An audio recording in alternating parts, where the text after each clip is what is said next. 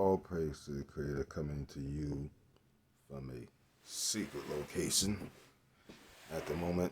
But anyways, uh, I did see somebody put in box they don't listen to heathens or Gentiles or whatever. Um, the thing is that you have to realize if a Gentile is telling you the truth, then you should listen. The fact is, and somebody said something, I don't know what they said. They was talking about some dumb shit, but you guys don't get it because you guys are not that woke. Mr. J, who is the devil, stole the identity, you ready? Of who they calling Adam. You see? The name's wrong, obviously. So you can just say the first brother that the Creator ever made, the devil stole that first brother's identity. That first brother is one of the sons, S plural, of the creators. That guy is what? Who all of us end up coming from, right? Because he had kids, and then his kids had kids, and so forth. And here we are. You are made one step better than the angels. What that wife was telling you is that the devil stole your identity because you're made one step better than the angels, and you have big abilities, less we have lost a lot of power, and we're going to get it back. But this is the thing that the devil doesn't want, the redeeming of Adam's or the first brother's sons, which is already in process by the Creator, because the Creator puts everything in motion ahead of time.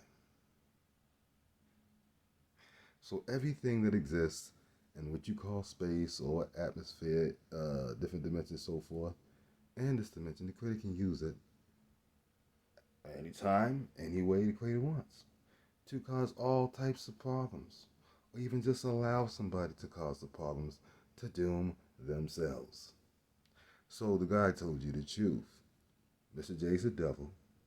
Stop calling him for all the names. You must be a camp person if you think that me telling you that is devil worship. Mr. J is the devil, and if you serve Mr. J any of the names, you are the devil worshiper that you mad at.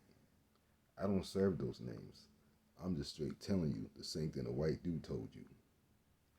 The devil, who is Mr. J, stole the identity of our first father, who's really one of our brothers because the Creator is our father. But you still came from the gene pool of that first brother. Keep it simple. You came from somebody's ball sack who was the son of that first brother. It didn't matter how many sons that had to have more sons before you actually came out of a ball sack, but that's where you come from. And the devil stole your identity because you are the one who is the son of man. But the man part is a trick because the Creator didn't call us man. He called the fallen ones Anunnaki man. That's why he regret making them. It says, I regret making man. He regret making Anunnaki. The Creator never regretted making us. The Creator talk highly about us. Who's this? Made one step further than angels. It's you. So wake up. Don't be all getting prejudiced if an Edomite or somebody else has something to tell you, and you can see that he's telling you some truth, then you pick out the meat and you spit out the bones because you should still know more than him. Now keep in mind, everything just about everything I show you, I already know. And there's different ways to break stuff down for you to get it. And when I go deeper, I'm going to tell you, and then, whatever. Then I'll show you some video and break it down, all that stuff. You see scriptures, all that mess. But, so y'all should be, instead of be complaining because you see a white dude because you prejudice. And by the way, hating prejudice, you're not getting to the kingdom with that. You're not getting, if you hate anybody, or you are prejudiced because of their color or creed, you're not getting to the kingdom. I talk to many people on the phone, because the Creator has it that way, and there's blacks and whites that know a lot. They may not have everything right, and that's on both sides, okay? But they know a lot. Sometimes you shut your mouth, You be quiet, swallow your pride instead of being a big old dickhead, because that's what that is when you act like that. And you shut up and you listen. Let it go in the library. Let it spin around for out there. And then research the motherfucking shit. Especially if you already know a lot. Research the part he said that you don't know, right? And then if he got a little bit of it wrong, the fact you research it, you're going to get it all right. Because, okay, he told you about this, but this, okay, I see where the white dude went wrong. He went wrong that one little part. But everything else he got right. Okay, so I learned a little something extra today, all because I researched what that white dude told me. I knew 90% of what he was talking about.